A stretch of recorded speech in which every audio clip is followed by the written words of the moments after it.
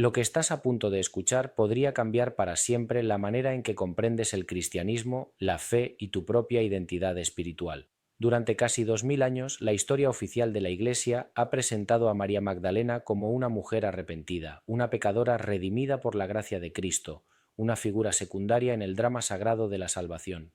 Pero esa narrativa, esa versión controlada y filtrada de la verdad, oculta algo mucho más profundo, algo que las autoridades religiosas nunca quisieron que descubrieras. Porque si supieras quién fue realmente María Magdalena, si conocieras el verdadero papel que desempeñó junto a Jesús, si entendieras la magnitud de su sabiduría y su poder espiritual, todo lo que te han enseñado sobre la fe, sobre la redención, sobre el amor divino, se transformaría por completo. Hoy vas a descubrir documentos antiguos que fueron deliberadamente excluidos de la Biblia, textos que narran una historia radicalmente diferente, una historia en la que María Magdalena no es una figura marginal ni una seguidora más entre la multitud. Es una apóstol, una maestra, una líder espiritual cuya comprensión de las enseñanzas de Cristo superaba incluso la de Pedro y los demás discípulos. Es la compañera más cercana de Jesús, aquella a quien él confió los misterios más profundos del reino de los cielos, aquella que fue testigo no sólo de su crucifixión y resurrección, sino de revelaciones que jamás fueron compartidas con el resto de los apóstoles. ¿Por qué esta verdad fue enterrada? ¿Por qué los evangelios que hablan de María Magdalena fueron declarados heréticos y destruidos sistemáticamente durante siglos? ¿Qué temían los padres de la Iglesia al silenciar su voz y borrar su legado de la historia oficial del cristianismo? La respuesta te va a estremecer, porque no se trata solo de teología o de doctrina religiosa. Se trata de poder, de control, de la construcción de una narrativa que justificaba la exclusión de las mujeres del liderazgo espiritual, que negaba la existencia de una tradición cristiana en la que lo femenino tenía un papel central y sagrado. Este video no es para quienes buscan respuestas cómodas o confirmaciones de lo que ya creen.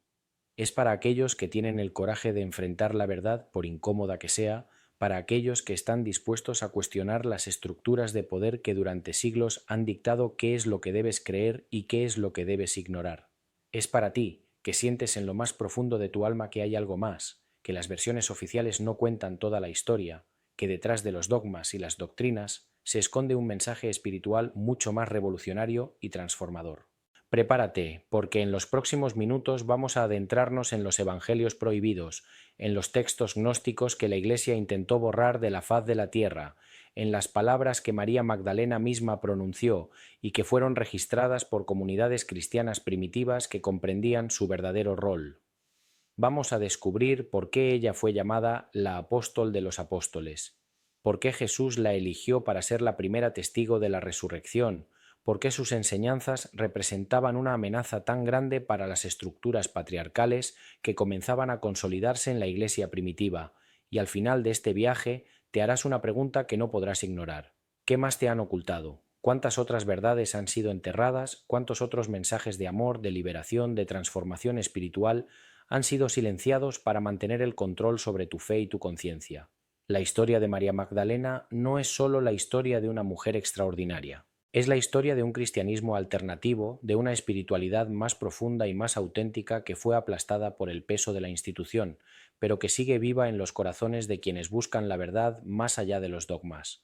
Respira hondo, abre tu mente y tu corazón, porque lo que estás a punto de descubrir no solo cambiará tu comprensión del pasado, sino también tu visión del presente y tu camino hacia el futuro espiritual.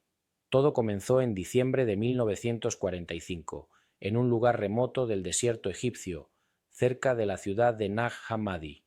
Un campesino llamado Muhammad Ali al-Saman estaba cavando en busca de fertilizante natural cuando su pala golpeó algo sólido. Era una jarra de cerámica sellada, enterrada en la arena durante más de 1600 años. Al romperla, Muhammad Ali no sabía que estaba a punto de cambiar para siempre nuestra comprensión del cristianismo primitivo. Dentro de aquella jarra había 13 códices de papiro, manuscritos antiguos escritos en copto, el idioma de los cristianos egipcios de los primeros siglos. Entre esos textos había uno que la Iglesia había intentado destruir por completo, el Evangelio de María Magdalena. Durante siglos, los padres de la Iglesia habían declarado heréticos a estos evangelios, ordenando su destrucción total. ¿Por qué? Porque contenían enseñanzas que contradecían la narrativa oficial, que desafiaban la jerarquía emergente, que presentaban una visión del cristianismo radicalmente diferente a la que conocemos hoy. Y en el centro de muchos de estos textos prohibidos estaba ella, María Magdalena, no como pecadora arrepentida, sino como maestra iluminada, como la discípula predilecta de Jesús, como aquella que comprendió el misterio del reino de los cielos mejor que nadie. El Evangelio de María Magdalena es un texto fragmentario, parcialmente dañado por el tiempo, pero lo que sobrevive es explosivo. En él, María relata una visión privada que Jesús le compartió, una revelación sobre el ascenso del alma y la naturaleza de la realidad espiritual. Los otros discípulos, especialmente Pedro, cuestionan su autoridad. ¿Acaso habló el Salvador con una mujer sin nuestro conocimiento y no abiertamente? Pregunta Pedro con desconfianza y celos evidentes. ¿Vamos a escuchar todos a ella ahora? ¿Acaso la prefirió a nosotros? La tensión es palpable. No es solo una disputa teológica, es una lucha por el poder, por quién tiene el derecho de interpretar y transmitir las enseñanzas de Cristo. Y es Leví quien responde en defensa de María. Pedro, siempre has sido impulsivo. Ahora te veo luchando contra esta mujer como si fuera un adversario. Si el Salvador la hizo digna, ¿quién eres tú para rechazarla? Ciertamente, el Salvador la conoce muy bien, por eso la amó más que a nosotros. Este pasaje es extraordinario porque nos muestra algo que la historia oficial ha ocultado deliberadamente, que hubo conflicto, que hubo resistencia, que la marginación de María Magdalena no fue un hecho natural, sino una decisión política tomada por líderes que se sentían amenazados por su autoridad espiritual. Pero el Evangelio de María Magdalena no es el único texto que nos revela su verdadero papel. En el Evangelio de Felipe, otro de los manuscritos encontrados en Nag Hammadi, se dice: la compañera del Salvador es María Magdalena. Cristo la amaba más que a todos los discípulos y solía besarla frecuentemente en la boca. Los otros discípulos se ofendían por ello y expresaban su disgusto. Le decían: ¿por qué la amas más que a todos nosotros? El Salvador le respondió: ¿por qué no os amo a vosotros como a ella? Este fragmento ha sido objeto de innumerables debates y controversias, pero lo que es indiscutible es que presenta una relación de intimidad espiritual profunda, una conexión que va más allá de la simple devoción de discípulo a maestro. En el Evangelio de Tomás, Jesús dice: «Haré que María sea hombre, para que también ella pueda convertirse en un espíritu viviente semejante a vosotros los hombres, porque toda mujer que se haga hombre entrará en el reino de los cielos». Esta afirmación, que puede sonar extraña o incluso ofensiva para los oídos modernos, debe entenderse en su contexto simbólico y gnóstico. No se refiere a un cambio de género físico, sino a una transformación espiritual, a la trascendencia de las categorías duales de masculino y femenino que limitan la comprensión de la divinidad. Es una afirmación de igualdad espiritual radical en una época en la que las mujeres eran consideradas ciudadanas de segunda clase, incluso en los movimientos religiosos más progresistas. Lo que estos evangelios prohibidos nos muestran es una verdad incómoda, que en las primeras comunidades cristianas había diversidad de pensamiento, pluralidad de interpretaciones, y que María Magdalena era una figura central en algunas de esas tradiciones. No era una nota al pie de página en la historia de Jesús, era protagonista, era maestra, era líder, y eso era inaceptable para quienes buscaban construir una iglesia jerárquica, centralizada, exclusivamente masculina en su liderazgo. Cuando el emperador Constantino convocó el Concilio de Nicea en el año 325, uno de los objetivos no declarados pero evidentes fue la unificación de la doctrina cristiana bajo una sola narrativa oficial. Los evangelios que no se ajustaban a esa narrativa fueron declarados apócrifos, heréticos, peligrosos. Las comunidades que seguían esas tradiciones fueron perseguidas, sus textos destruidos, sus líderes silenciados. El cristianismo que conocemos hoy es el resultado de ese proceso de selección y supresión, de inclusión y exclusión deliberada. Pero la verdad es terca, persistente, indestructible. Por más que intentaron borrar a María Magdalena de la historia, por más que la redujeron a una pecadora arrepentida en la narrativa oficial, su presencia en los evangelios canónicos es tan poderosa que no pudo ser completamente erradicada.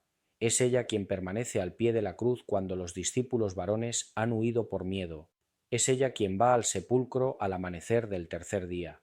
Es ella quien ve al Cristo resucitado primero, antes que Pedro, antes que Juan, antes que ninguno de los apóstoles. Y es ella quien recibe la comisión de ir y anunciar la resurrección, convirtiéndose así en la apóstol de los apóstoles, un título que incluso algunos padres de la Iglesia primitiva le reconocieron. Entonces, ¿por qué fue necesario ocultar el resto de su historia? ¿Por qué los evangelios que hablaban de sus enseñanzas, de sus visiones, de su liderazgo espiritual, fueron considerados tan peligrosos que debían ser destruidos? La respuesta no está solo en el contenido teológico de esos textos, sino en las implicaciones sociales y políticas de reconocer a una mujer como líder espiritual, como maestra autorizada, como intérprete legítima del mensaje de Cristo. Era una amenaza al orden patriarcal que se estaba consolidando, una amenaza al monopolio masculino del poder religioso. Y aquí está la pregunta que debes hacerte. ¿Qué otras verdades han sido ocultadas de la misma manera? ¿Cuántos otros mensajes de liberación, de igualdad, de transformación radical han sido enterrados bajo capas de dogma y doctrina oficial? La historia de María Magdalena es una puerta que, una vez abierta, te obliga a cuestionar todo lo que creías saber sobre la fe, sobre la Iglesia, sobre el verdadero mensaje de Jesús. Antes de adentrarnos más en los evangelios prohibidos, es fundamental que entendamos lo que los propios evangelios canónicos nos dicen sobre María Magdalena, porque incluso en los textos que fueron aceptados oficialmente, su presencia es imposible de ignorar, su importancia es evidente, su papel es crucial. Y sin embargo, durante siglos, predicadores y teólogos han minimizado su figura, la han confundido con otras mujeres del Nuevo Testamento, la han reducido a un estereotipo de pecadora sexual arrepentida que no tiene base bíblica sólida. María Magdalena es mencionada por su nombre en los 4 evangelios canónicos más veces que la mayoría de los apóstoles varones. Es identificada como María de Magdala, una ciudad próspera en la costa occidental del mar de Galilea, lo que sugiere que era una mujer de cierta independencia económica y social. El Evangelio de Lucas nos dice que Jesús expulsó de ella 7 demonios, una expresión que en el contexto judío del primer siglo podía referirse a una enfermedad grave, a trastornos psicológicos o a una opresión espiritual. Lo que es seguro es que experimentó una transformación profunda a través de su encuentro con Cristo. Lucas también nos dice que María Magdalena era una de las mujeres que seguían a Jesús y le servían con sus propios recursos. Esta es una afirmación extraordinaria. En la sociedad judía del primer siglo, las mujeres no solían viajar con grupos de hombres y mucho menos financiar movimientos religiosos. El hecho de que María Magdalena fuera mencionada específicamente como benefactora económica del ministerio de Jesús nos indica que era una mujer de recursos, probablemente una comerciante o heredera independiente, algo muy inusual para la época. Pero es en los relatos de la pasión, muerte y resurrección de Jesús donde la figura de María Magdalena adquiere su máxima importancia. Cuando Jesús es arrestado en el jardín de Getsemaní, los discípulos varones huyen despavoridos. Pedro lo niega 3 veces. Judas lo traiciona. Los demás se esconden por miedo a ser arrestados también. Pero María Magdalena no huye. Los 4 evangelios coinciden en que ella estuvo presente al pie de la cruz, testigo del sufrimiento y la muerte de aquel a quien amaba, aquel que había transformado su vida, aquel en quien había depositado toda su fe y esperanza. Imagina ese momento. La brutalidad de la crucifixión romana, el horror de ver a un ser humano torturado hasta la muerte, la desesperación de presenciar el aparente fin de todo lo que había dado sentido a tu existencia. Mientras los apóstoles se escondían, aterrorizados y confundidos, María Magdalena permaneció allí, con un valor y una fidelidad que superan cualquier comprensión humana.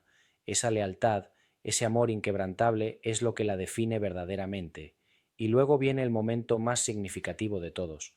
Al amanecer del primer día de la semana, María Magdalena va al sepulcro. Los 4 evangelios coinciden en este punto, aunque con variaciones en los detalles. En el Evangelio de Juan el relato es especialmente conmovedor. María llega al sepulcro cuando todavía está oscuro, encuentra la piedra removida, corre a avisar a Pedro y a Juan, quienes vienen, constatan que el cuerpo ha desaparecido, y luego se van de nuevo a sus casas. Pero María se queda allí, llorando. Es entonces cuando sucede el encuentro más extraordinario de toda la historia cristiana. María ve a 2 ángeles que le preguntan por qué llora. Ella responde: porque se han llevado a mi Señor y no sé dónde lo han puesto. En ese momento se vuelve y ve a alguien que cree que es el jardinero. Él le pregunta: mujer, ¿por qué lloras? ¿A quién buscas? Y ella, pensando que es el encargado del jardín, le dice, Señor, si tú te lo has llevado, dime dónde lo has puesto y yo iré a buscarlo. Entonces Jesús pronuncia una sola palabra, María, y en ese instante ella lo reconoce.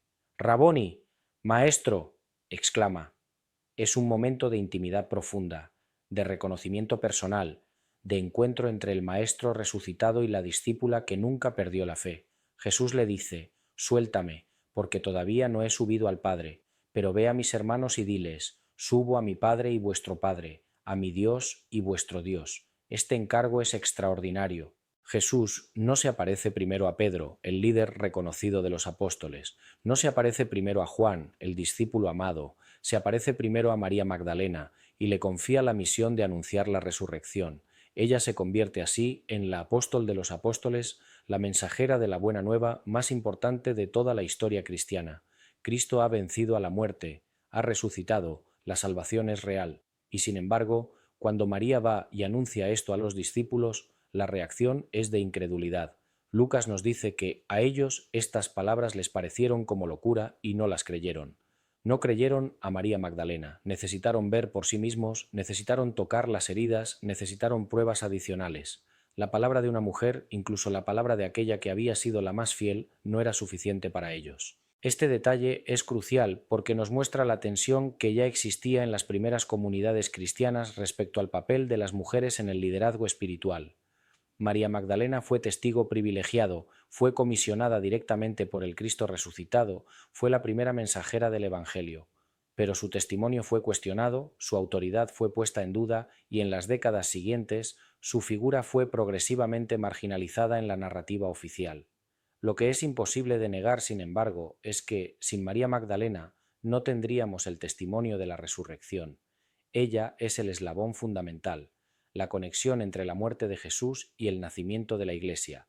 Y ese papel central, esa importancia innegable, es lo que convierte su posterior marginación en un acto deliberado de supresión histórica. Ahora bien, ¿cómo pasamos de esta María Magdalena bíblica, la discípula valiente, la testigo de la resurrección, la apóstol comisionada, a la imagen de la prostituta arrepentida que dominó la imaginación cristiana durante siglos? Esa es una historia de manipulación teológica, de confusión deliberada, de construcción de un estereotipo que servía a propósitos ideológicos muy específicos. Y esa historia nos lleva directamente al corazón de cómo las instituciones religiosas han controlado las narrativas y han moldeado la fe de millones de personas a través de los siglos. Si le preguntas a cualquier persona en la calle quién fue María Magdalena, es muy probable que te responda: una prostituta que Jesús perdonó. Esa imagen está tan arraigada en la cultura popular que parece ser un hecho bíblico indiscutible. Pero aquí está la verdad que te dejará atónito. En ningún lugar de la Biblia, ni en los evangelios canónicos, ni en ningún otro libro del Nuevo Testamento, se dice que María Magdalena haya sido prostituta. Nunca. Esa asociación es completamente falsa. Es una construcción histórica y fue promovida deliberadamente por la Iglesia Católica durante siglos. Entonces, ¿de dónde viene esta confusión? ¿Cómo se creó este mito? La respuesta nos lleva al año 591, cuando el Papa Gregorio Magno pronunció un sermón que cambiaría para siempre la percepción de María Magdalena. En ese sermón, Gregorio identificó a tres mujeres diferentes mencionadas en los Evangelios como si fueran la misma persona. María Magdalena, la mujer pecadora que ungió los pies de Jesús en el Evangelio de Lucas, y María de Betania, hermana de Marta y Lázaro. Esta fusión de tres personajes distintos en uno solo fue un error histórico y teológico, pero sus consecuencias fueron devastadoras. De repente, María Magdalena cargaba con el peso de ser la mujer pecadora, y aunque el texto de Lucas nunca especifica qué tipo de pecado había cometido esa mujer anónima, la tradición popular asumió que se trataba de prostitución. Así, María Magdalena se convirtió en el arquetipo de la prostituta arrepentida, una imagen que dominó el arte, la literatura y la predicación cristiana durante más de 1400 años. ¿Por qué Gregorio Magno hizo esto? ¿Fue un simple error de lectura, una confusión inocente? Algunos historiadores lo creen así, pero otros sugieren que había motivaciones más profundas. En el siglo VI, la Iglesia estaba consolidando su doctrina sobre la sexualidad, promoviendo el celibato clerical, desarrollando una teología del pecado que ponía un énfasis desproporcionado en la lujuria y la pureza sexual. En ese contexto, crear un modelo de la mujer pecadora redimida por la gracia de Cristo era extremadamente útil desde el punto de vista pastoral y doctrinal. María Magdalena se convirtió en el ejemplo perfecto del pecador arrepentido, la prueba viviente de que incluso los más caídos podían ser salvados. Pero al mismo tiempo, esa imagen reforzaba los estereotipos misóginos de la época. Las mujeres como seductoras, como fuente de tentación sexual, como seres que necesitaban ser redimidos y controlados por la autoridad masculina de la Iglesia. La María Magdalena prostituta era teológicamente útil, moralmente aleccionadora y políticamente conveniente. Durante la Edad Media, esta imagen se consolidó aún más. María Magdalena se convirtió en la santa patrona de las prostitutas arrepentidas, de las mujeres que buscaban redención, de las pecadoras que anhelaban volver al camino de la virtud. Se fundaron instituciones religiosas llamadas casas de Magdalenas, donde se acogía a mujeres que habían caído en el pecado, lugares que en realidad funcionaban como centros de reclusión y control social, donde mujeres jóvenes eran encerradas, muchas veces contra su voluntad, para redimirse a través del trabajo y la penitencia.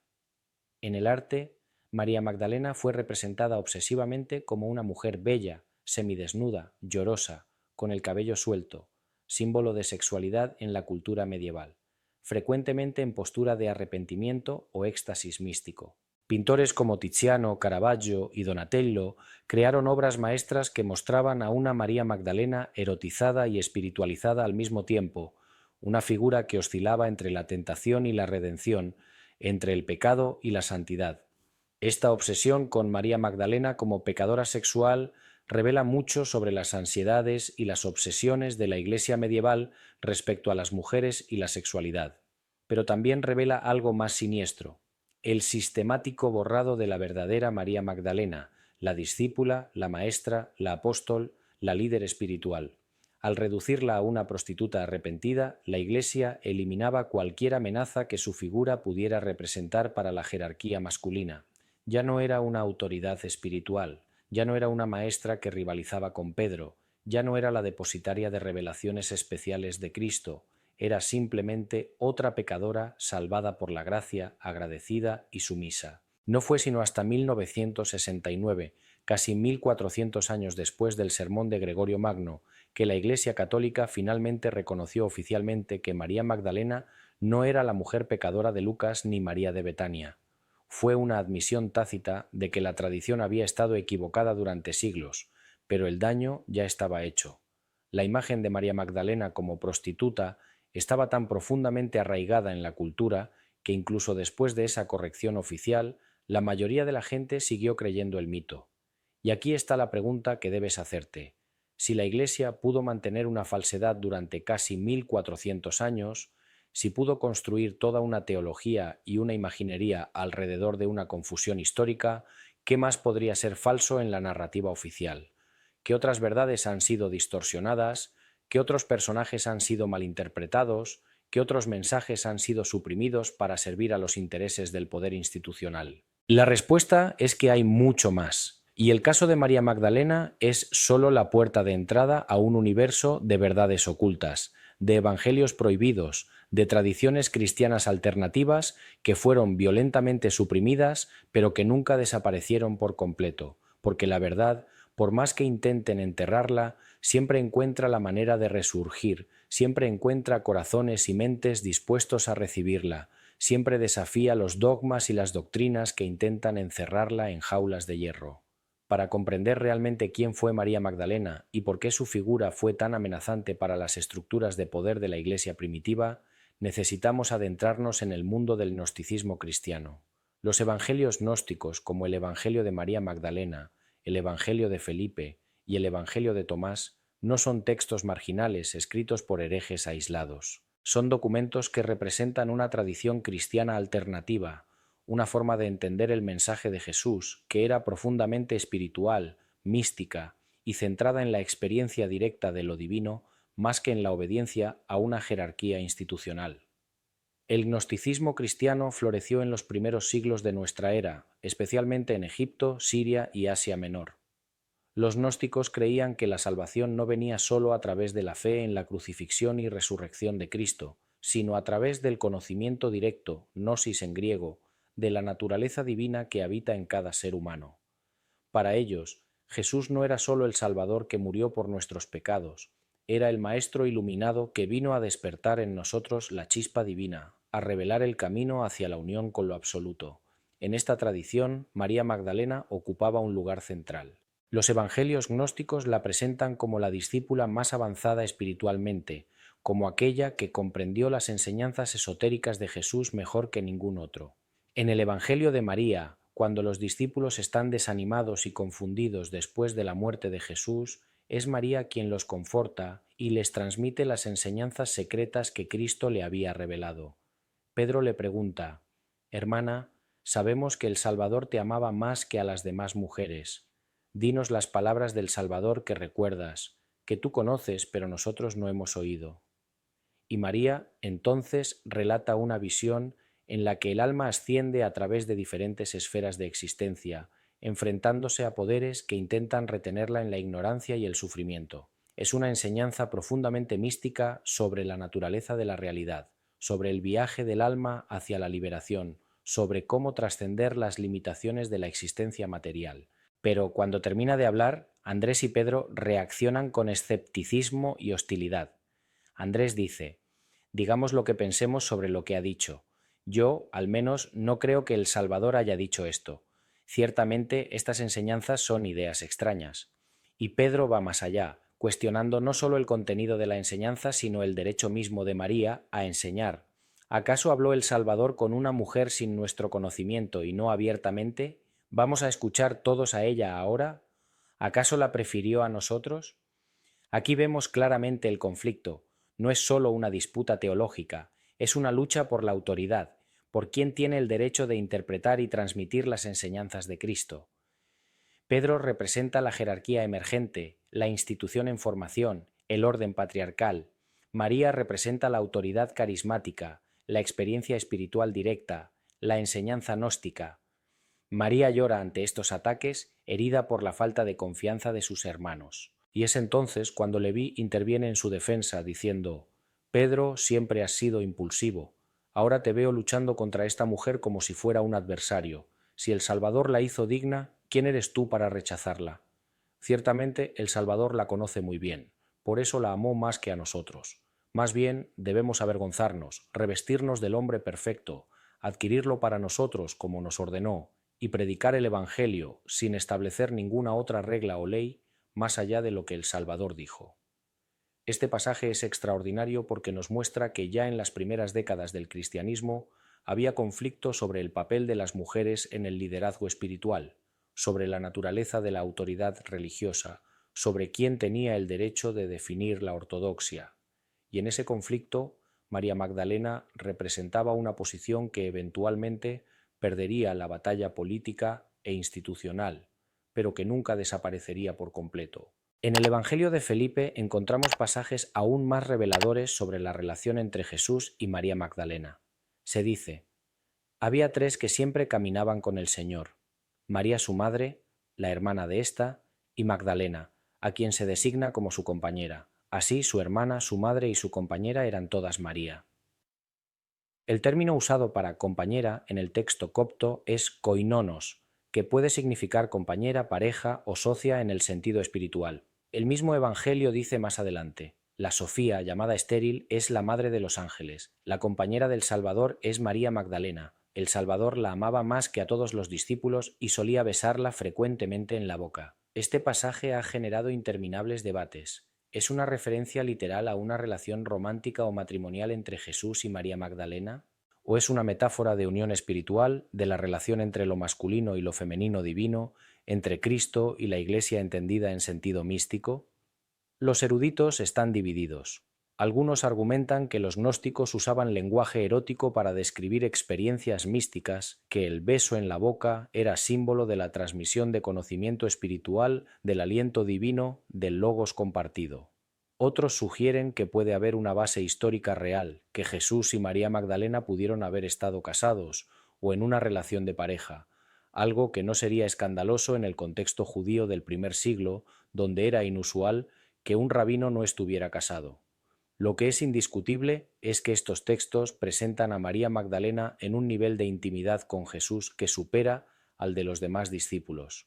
No es sólo una seguidora, es la compañera, la que comparte los misterios más profundos, la que recibe enseñanzas que los demás no reciben. Y eso era profundamente amenazante para quienes buscaban construir una iglesia jerárquica con autoridad centralizada en figuras masculinas como Pedro y Pablo.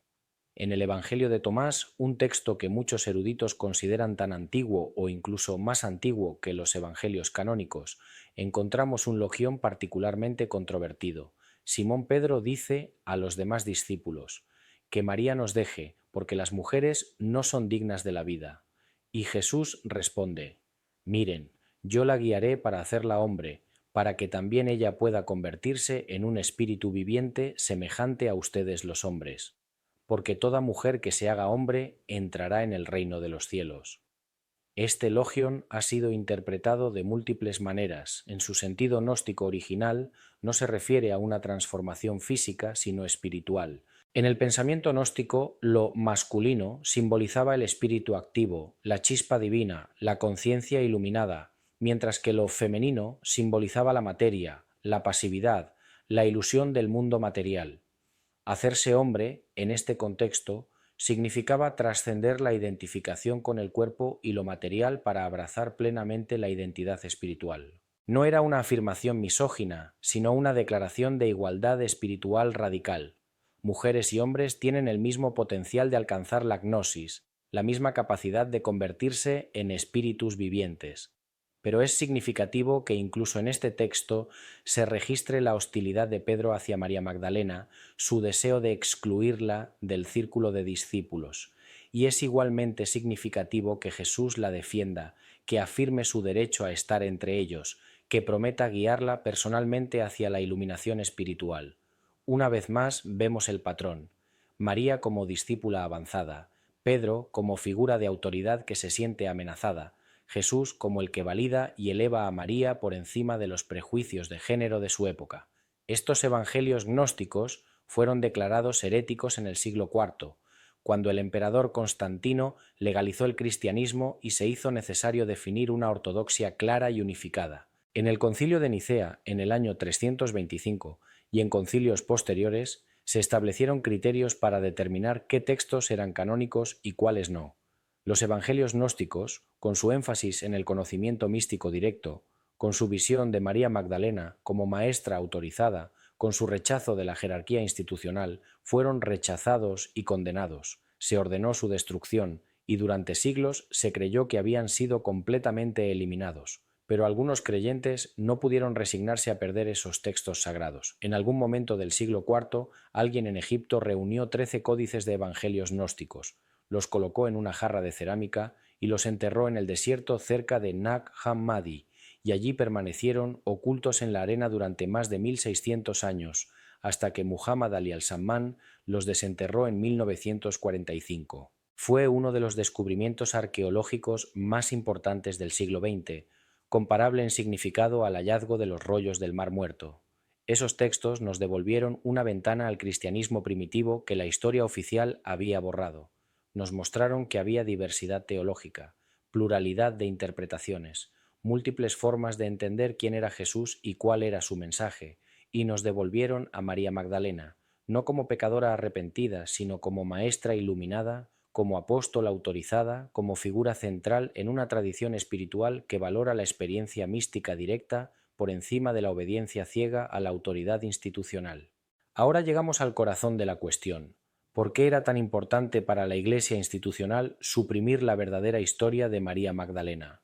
¿Por qué los evangelios que hablaban de ella como maestra y líder espiritual fueron considerados tan peligrosos? La respuesta no es solo teológica, es profundamente política y social. Tiene que ver con el poder, con el control, con la construcción de una jerarquía religiosa que excluía a las mujeres del liderazgo y que necesitaba justificación teológica para esa exclusión.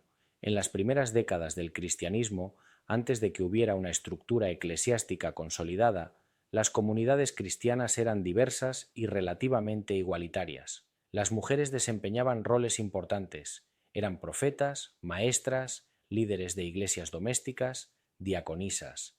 Pablo menciona a varias mujeres prominentes en sus cartas: Febe, diaconisa de la iglesia de Cencreas; Priscila, que junto con su esposo Aquila instruyó al elocuente Apolos; Junia, a quien Pablo llama distinguida entre los apóstoles. Había mujeres en posiciones de liderazgo espiritual, y eso era relativamente aceptado en esos primeros años. Pero a medida que el cristianismo crecía y se expandía por el Imperio Romano, comenzó a consolidarse una jerarquía institucional. Los obispos emergieron como figuras de autoridad centralizada, responsables de mantener la unidad doctrinal y la disciplina eclesiástica. Y esa jerarquía era exclusivamente masculina, siguiendo el patrón patriarcal de la sociedad romana. Para justificar esa exclusión se desarrolló una teología que limitaba el papel de las mujeres en la Iglesia, basándose en interpretaciones selectivas de los textos paulinos y en tradiciones culturales más que en las enseñanzas directas de Jesús. En ese contexto, la figura de María Magdalena como maestra autorizada, como depositaria de revelaciones especiales de Cristo, como líder espiritual que rivalizaba con Pedro, era extraordinariamente problemática. Si se reconocía su autoridad, si se aceptaba que Jesús la había elegido para transmitir enseñanzas esotéricas, si se admitía que ella comprendía los misterios del reino mejor que los apóstoles varones, entonces todo el edificio de la autoridad patriarcal se tambaleaba. ¿Cómo podías justificar la exclusión de las mujeres del sacerdocio y el episcopado si la discípula más avanzada de Jesús había sido una mujer? Por eso los evangelios gnósticos, que elevaban a María Magdalena, tenían que ser suprimidos. No era solo una cuestión de ortodoxia doctrinal, era una cuestión de estructura de poder. Los padres de la Iglesia de los siglos XIII y IV, figuras como Ireneo de León, Tertuliano y Epifanio de Salamina, escribieron extensamente contra los gnósticos, acusándolos de herejía, de distorsionar el verdadero mensaje de Cristo, de promover enseñanzas extrañas e inmorales. Pero si lees sus diatribas con atención, notarás que una de las acusaciones recurrentes es que los gnósticos permitían que las mujeres enseñaran, profetizaran y ejercieran autoridad espiritual. Tertuliano, por ejemplo, escribió indignado: ¿cómo se atreven estas mujeres a enseñar, a disputar, a exorcizar, a prometer curaciones, tal vez incluso a bautizar? Para él era escandaloso que las comunidades gnósticas permitieran a las mujeres roles que la ortodoxia emergente reservaba exclusivamente para los hombres. Epifanio relata con horror que algunas sectas gnósticas tenían profetisas y maestras que eran muy respetadas, algunas incluso presidían ceremonias eucarísticas. Esto era inaceptable para la mentalidad patriarcal de la época. La supresión de los evangelios gnósticos y la marginación de María Magdalena fueron parte de un proceso más amplio de patriarcalización de la Iglesia. A medida que el cristianismo se institucionalizaba, adoptaba cada vez más las estructuras jerárquicas y los valores patriarcales de la sociedad romana. Las mujeres fueron progresivamente excluidas de los roles de liderazgo que habían ocupado en las primeras décadas. Se desarrolló una teología de la subordinación femenina basada en interpretaciones de los textos paulinos que enfatizaban pasajes como «las mujeres guarden silencio en las iglesias», mientras ignoraban o minimizaban pasajes que mencionaban a mujeres en roles de liderazgo. Y María Magdalena, que en los evangelios canónicos es claramente una figura central, tuvo que ser redefinida de manera que no amenazara ese orden patriarcal. De ahí la confusión con la mujer pecadora de Lucas. De ahí la construcción del mito de la prostituta arrepentida. Al reducirla a una pecadora sexual salvada por la gracia de Cristo, la Iglesia neutralizaba cualquier amenaza que su figura pudiera representar. Ya no era una maestra que desafiaba a Pedro, ya no era una apóstol comisionada directamente por el Cristo resucitado, ya no era la portadora de revelaciones especiales, era simplemente otra mujer caída que necesitaba ser redimida, agradecida y sumisa. Esta transformación de María Magdalena es un caso de estudio perfecto de cómo las instituciones religiosas han manipulado las narrativas históricas para servir a sus intereses de poder. No fue un proceso inocente, no fue un simple error de interpretación, fue una estrategia deliberada, consciente o inconsciente, de borrar el legado de una mujer extraordinaria cuya existencia desafiaba los fundamentos mismos del orden patriarcal que la Iglesia estaba construyendo. Y las consecuencias de esa supresión han sido enormes. Durante 2000 años, el cristianismo ha sido dominado por una teología y una estructura de poder que excluye a las mujeres de los roles de liderazgo espiritual más importantes. Se ha enseñado que las mujeres son espiritualmente inferiores, que son fuente de tentación y pecado, que deben ser silenciosas y sumisas. Millones de mujeres han internalizado esa opresión, han aceptado su subordinación como voluntad divina, han renunciado a su poder espiritual y a su autoridad como maestras y líderes. Pero la verdad es que esa teología de la subordinación femenina no está en las enseñanzas originales de Jesús. Jesús trató a las mujeres con un respeto y una igualdad radicales para su época. Habló abiertamente con la mujer samaritana junto al pozo, desafiando las convenciones sociales. Defendió a la mujer sorprendida en adulterio de una turba que quería apedrearla. Elogió la fe de la mujer cananea. Permitió que mujeres lo siguieran y financiaran su ministerio. Y eligió a María Magdalena para ser la primera testigo de la resurrección, la primera mensajera del Evangelio. El verdadero Jesús era mucho más radical, mucho más liberador, mucho más igualitario de lo que la Iglesia institucional ha querido reconocer. Y María Magdalena es la prueba viviente de esa radicalidad. Por eso su historia tuvo que ser suprimida, por eso sus evangelios tuvieron que ser declarados heréticos, por eso su imagen tuvo que ser distorsionada, porque reconocer quién fue realmente María Magdalena significa cuestionar 2000 años de teología patriarcal, significa desafiar las estructuras de poder que todavía hoy excluyen a las mujeres del liderazgo espiritual en muchas denominaciones cristianas, significa abrir la puerta a una comprensión más profunda, más auténtica, más liberadora del mensaje de Cristo. En el siglo XXI, la figura de María Magdalena ha experimentado un renacimiento extraordinario. Libros, documentales, películas, estudios académicos, movimientos espirituales feministas, todos han contribuido a rescatar su verdadera historia y a desafiar los mitos que la rodearon durante siglos. El descubrimiento de los evangelios de Nag Hammadi en 1945, y especialmente el Evangelio de María Magdalena, fue un punto de inflexión que abrió las puertas a una revaluación completa de su papel en el cristianismo primitivo. Académicos como Elaine Pagels, Karen King y Jane Schaberg han dedicado sus carreras a estudiar a María Magdalena y los evangelios gnósticos, revelando la complejidad y la riqueza de las tradiciones cristianas alternativas que fueron suprimidas. Sus investigaciones han demostrado que el cristianismo primitivo era mucho más diverso de lo que la ortodoxia posterior quiso admitir, que había múltiples formas de entender quién era Jesús y cuál era su mensaje, y que María Magdalena ocupaba un lugar central en algunas de esas tradiciones. En 2016, el Papa Francisco elevó la celebración de María Magdalena al rango de fiesta litúrgica, equiparándola con las de los apóstoles, y la declaró oficialmente Apóstol de los Apóstoles. Fue un reconocimiento simbólico importante, aunque tardío, de su verdadero papel en la historia del cristianismo. Sin embargo, ese gesto no ha resuelto las cuestiones más profundas sobre el papel de las mujeres en la Iglesia, sobre la necesidad de revisar teologías que durante siglos han justificado la exclusión y la subordinación femenina.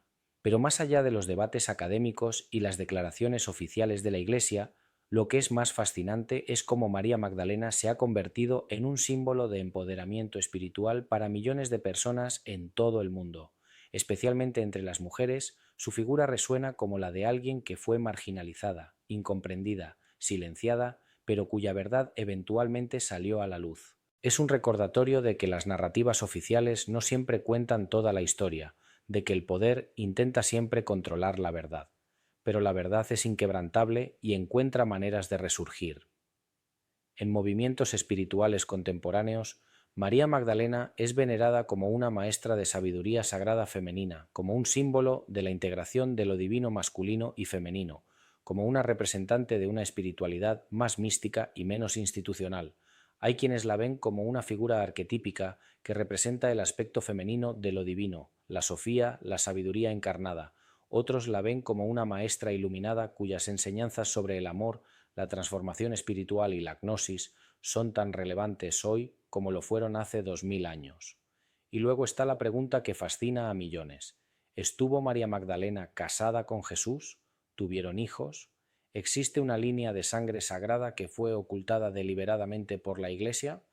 Estas teorías, popularizadas por libros como El Código da Vinci de Dan Brown, son en gran medida especulativas y carecen de evidencia histórica sólida.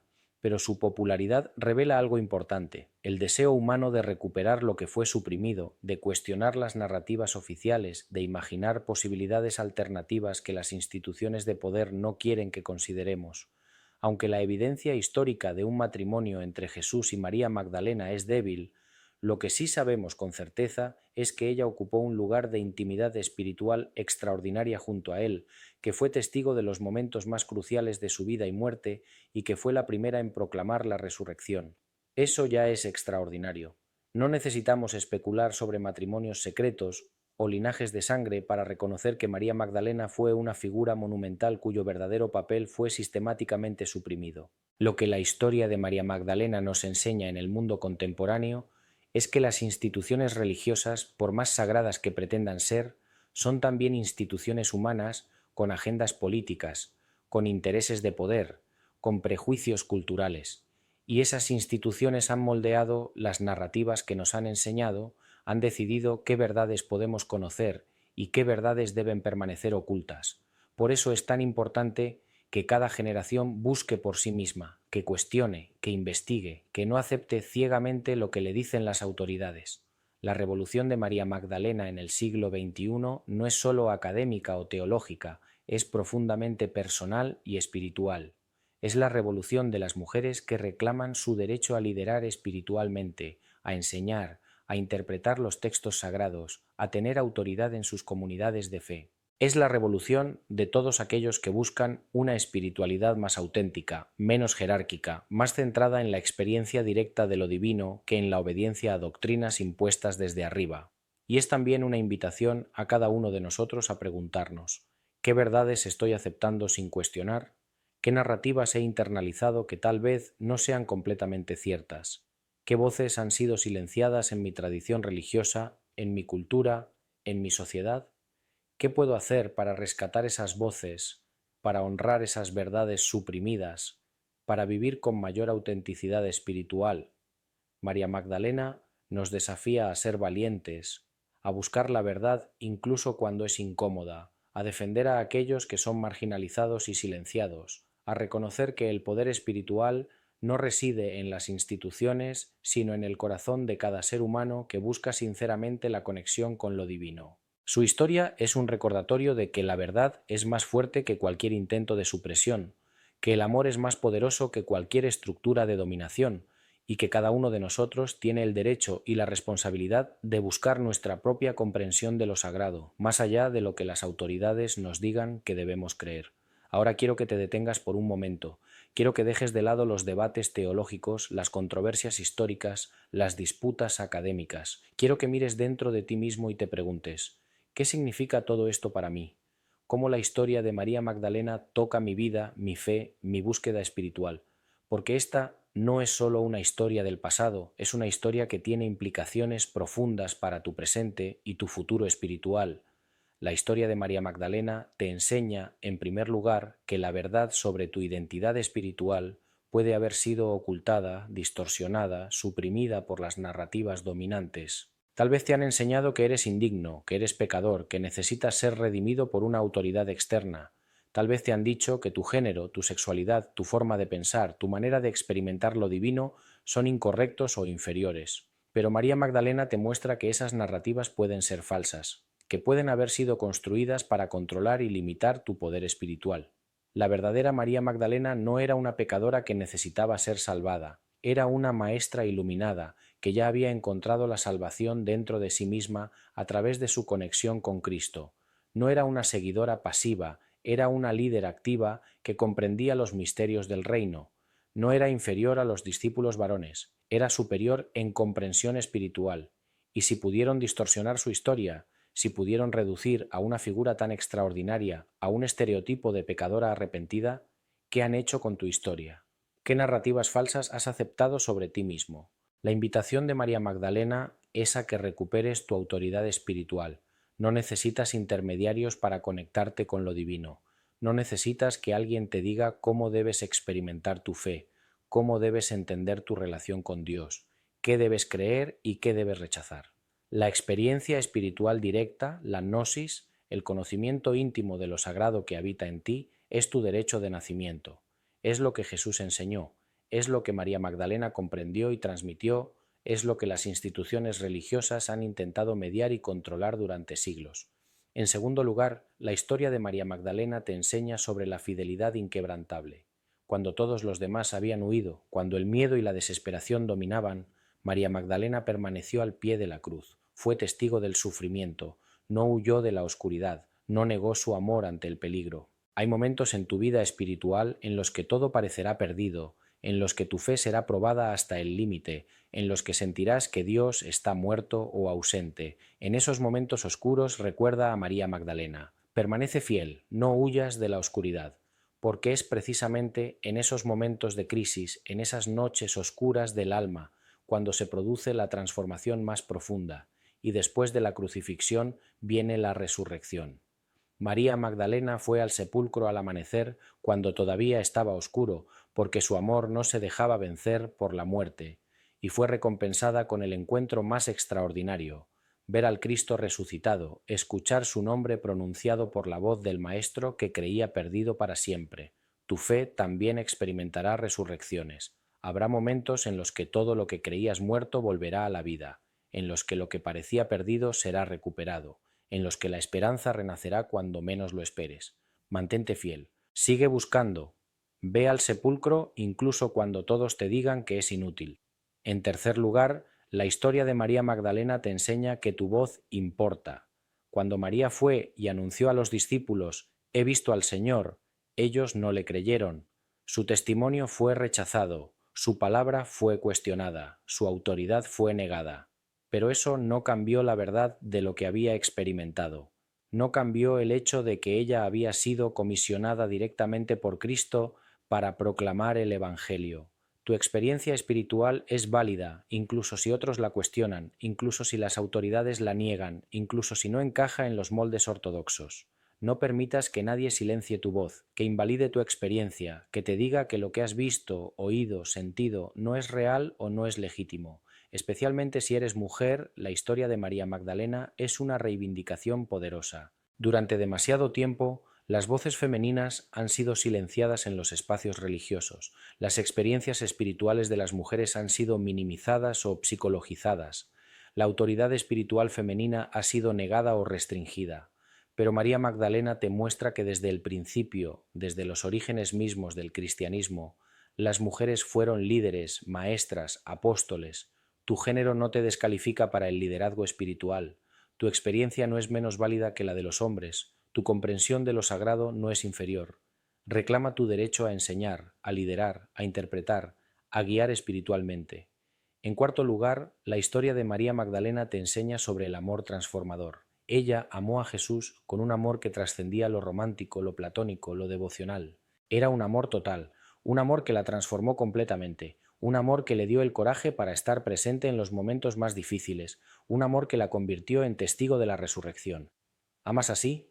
¿Hay algo o alguien en tu vida por quien estarías dispuesto a permanecer al pie de la cruz, a ir al sepulcro antes del amanecer, a proclamar una verdad aunque nadie te crea? Ese amor transformador no es solo hacia otra persona, es también hacia la verdad, hacia tu propio crecimiento espiritual, hacia tu misión en la vida. María Magdalena no podía quedarse callada sobre lo que había visto, no podía guardar para sí misma la buena nueva de la resurrección. Tenía que proclamarla, tenía que compartirla, incluso sabiendo que sería cuestionada. ¿Cuál es tu buena nueva? ¿Qué verdad has descubierto que necesitas proclamar? ¿Qué mensaje tienes que compartir con el mundo, aunque te cueste, aunque te cuestionen, aunque tengas miedo? Y finalmente, la historia de María Magdalena te enseña que la verdad eventualmente triunfa. Durante casi 2000 años, su verdadera historia fue ocultada, su figura fue distorsionada, sus evangelios fueron enterrados en el desierto. Pero la verdad no murió. Esperó pacientemente en jarras de cerámica selladas, en manuscritos escondidos, en tradiciones marginales que nunca aceptaron completamente la versión oficial. Y cuando llegó el momento, cuando la humanidad estuvo lista, la verdad resurgió. Los evangelios fueron encontrados, los estudios académicos fueron publicados, las mujeres comenzaron a reclamar su autoridad espiritual y María Magdalena fue gradualmente restaurada a su lugar legítimo como apóstol de los apóstoles. Si estás luchando por una verdad que nadie reconoce, si estás defendiendo algo que el poder institucional niega, Si estás viviendo una realidad espiritual que las autoridades rechazan, no te desesperes. La verdad es paciente, la verdad espera.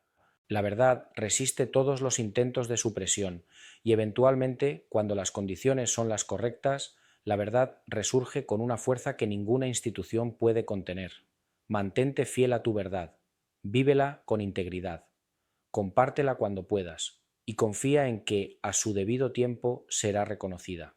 La historia de María Magdalena es, en última instancia, una historia de redención, pero no en el sentido tradicional de pecadora redimida. Es la redención de una verdad suprimida, de una figura marginada, de un mensaje espiritual que fue enterrado pero nunca murió. Y esa redención te invita a tu propia redención personal, a recuperar tu autoridad espiritual, a reclamar tu voz, a vivir con fidelidad inquebrantable, a amar transformadoramente y a confiar en que la verdad de quién eres realmente eventualmente triunfará sobre todas las narrativas falsas que han intentado definirte. Hemos llegado al final de este viaje, pero en realidad es solo el comienzo. Porque ahora que conoces la verdadera historia de María Magdalena, ahora que has visto cómo las instituciones religiosas pueden manipular las narrativas, suprimir verdades y construir ortodoxias que sirven a intereses de poder más que a la búsqueda genuina de lo sagrado, te enfrentas a una elección fundamental. ¿Qué vas a hacer con este conocimiento? Puedes ignorarlo, puedes decir que son solo teorías académicas que no tienen relevancia para tu vida cotidiana, puedes seguir aceptando las narrativas oficiales y vivir cómodamente dentro de los límites que las instituciones religiosas han establecido para ti. O puedes convertirte en un buscador de verdades ocultas, en alguien que cuestiona, que investiga, que no acepta las respuestas fáciles, que busca más allá de los dogmas y las doctrinas, que está dispuesto a enfrentar verdades incómodas para vivir con mayor autenticidad espiritual. María Magdalena fue una buscadora de verdad. No se conformó con seguir pasivamente, quiso comprender los misterios más profundos. Por eso Jesús le confió revelaciones que no compartió con los demás. Por eso se convirtió en maestra, en guía espiritual, en apóstol de los apóstoles. Y ese es el llamado que ella te hace hoy a través de los siglos. No te conformes, no aceptes ciegamente. Busca, cuestiona, investiga, experimenta por ti mismo lo divino. Reclama tu autoridad espiritual. Este llamado es especialmente urgente en nuestro tiempo. Vivimos en una época de crisis espiritual, donde millones de personas están abandonando las religiones institucionales porque sienten que esas instituciones ya no responden a sus necesidades espirituales genuinas, porque perciben hipocresía, porque detectan estructuras de poder que contradicen los mensajes de amor y compasión que supuestamente predican. Pero abandonar la religión institucional no significa abandonar la espiritualidad. Al contrario, puede ser el comienzo de una búsqueda espiritual más auténtica, más profunda, más personal. María Magdalena te muestra un camino alternativo, una espiritualidad centrada en la experiencia directa de lo divino, en el conocimiento místico, en la relación personal con lo sagrado que no necesita ser mediada por sacerdotes o instituciones, una espiritualidad que honra tanto lo masculino como lo femenino en lo divino, que reconoce la igualdad espiritual de todos los seres humanos independientemente de su género, que valora la sabiduría interior tanto como la enseñanza externa. Y aquí está la pregunta que debes responder en lo más profundo de tu corazón. ¿Estás dispuesto a seguir ese camino? ¿Estás dispuesto a convertirte en un buscador de verdades ocultas, a cuestionar las narrativas que te han enseñado, a explorar evangelios que fueron declarados heréticos, a considerar interpretaciones alternativas del mensaje de Cristo? ¿Estás dispuesto a enfrentar la posibilidad de que mucho de lo que creías era cierto podría ser construcción institucional y que la verdad más profunda está esperando ser descubierta más allá de los dogmas? Si tu respuesta es sí, entonces tu viaje está apenas comenzando. Lee los evangelios gnósticos. Estudia las tradiciones místicas del cristianismo que fueron marginalizadas pero nunca desaparecieron por completo. Aprende sobre las mujeres extraordinarias en la historia de la Iglesia que fueron líderes espirituales, maestras, visionarias, pero cuyas historias han sido olvidadas o minimizadas. Busca comunidades de fe que honren tanto a las mujeres como a los hombres en el liderazgo espiritual, que valoren la experiencia mística directa, que estén dispuestas a cuestionar y evolucionar en lugar de defender dogmas inmutables. Y sobre todo, cultiva tu propia relación personal con lo divino. No dependas de intermediarios para decirte qué debes creer o cómo debes experimentar lo sagrado. Medita, ora, contempla, Busca en silencio la presencia de Dios en tu interior, porque esa es la verdadera gnosis, ese es el conocimiento directo que María Magdalena poseía y que intentó transmitir, que el reino de los cielos está dentro de ti, que lo divino habita en tu propio corazón, que no necesitas buscar afuera lo que ya posees adentro. La historia de María Magdalena es también una advertencia profética para nuestro tiempo. Nos recuerda que las estructuras de poder, incluso las religiosas, incluso las que se presentan como sagradas e infalibles, son capaces de suprimir verdades, de marginar voces, de construir narrativas que sirven a sus intereses, y nos llama a ser vigilantes, a cuestionar siempre la autoridad, a defender la verdad incluso cuando es incómoda, a resistir los intentos de silenciar y controlar. En un mundo donde la información es manipulada, donde las narrativas son construidas para servir a intereses políticos y económicos, donde la verdad es cada vez más difícil de discernir entre el ruido de la propaganda y las mentiras, la actitud de María Magdalena de buscar incansablemente la verdad, de permanecer fiel a lo que ha experimentado directamente, de tener el coraje de proclamar lo que ha visto incluso cuando todos la cuestionan, es más relevante que nunca. Así que te dejo con estas palabras finales. Sé como María Magdalena. Permanece fiel en los momentos oscuros. Ve al sepulcro incluso cuando todos te digan que es inútil. Escucha la voz de lo divino llamándote por tu nombre. Proclama tu verdad, aunque no te crean. Reclama tu autoridad espiritual. Busca el conocimiento directo de lo sagrado. Y nunca, nunca permitas que ninguna institución, ninguna autoridad, ninguna ortodoxia te diga que tu experiencia espiritual no es válida, que tu voz no importa, que tu comprensión de lo divino es inferior. La verdad de María Magdalena esperó 2000 años para ser completamente revelada. ¿Qué verdades sobre ti mismo, sobre tu propósito espiritual, sobre tu misión en esta vida, están esperando a ser descubiertas? ¿Qué jarras de cerámica selladas en el desierto de tu propia conciencia guardan evangelios ocultos que necesitan ser abiertos y leídos? Este es tu momento, este es tu llamado. Conviértete en buscador de verdades ocultas, conviértete en proclamador de evangelios alternativos, conviértete en testigo de la resurrección de todo lo que parecía muerto, conviértete en apóstol de tu propia verdad espiritual. Y cuando lo hagas, cuando comiences ese viaje de búsqueda auténtica, cuando tengas el coraje de cuestionar y explorar más allá de los límites establecidos, descubrirás algo extraordinario, que María Magdalena no es sólo una figura histórica del pasado, es una presencia viva en el presente, es un arquetipo espiritual que habita en cada buscador sincero de la verdad, es una fuerza que impulsa la transformación personal y colectiva hacia una espiritualidad más auténtica, más libre, más poderosa, que su historia te inspire, que su fidelidad te fortalezca, que su amor transformador te guíe, que su autoridad espiritual te autorice, y que su verdad, finalmente liberada después de 2000 años de supresión, ilumine tu camino hacia una comprensión más profunda de lo divino, de ti mismo y del extraordinario propósito espiritual para el cual fuiste creado. La resurrección no fue solo un evento que sucedió hace 2000 años. Es un proceso continuo que sigue ocurriendo en cada corazón que despierta a la verdad, en cada alma que se libera de las mentiras, en cada espíritu que reclama su poder y su autoridad. María Magdalena fue testigo de la primera resurrección. Ahora te invita a ser testigo de la tuya propia. ¿Estás listo? Entonces comienza ahora. El sepulcro está abierto. La piedra ha sido removida. Y alguien te está esperando allí para llamarte por tu nombre y revelarte quién eres realmente.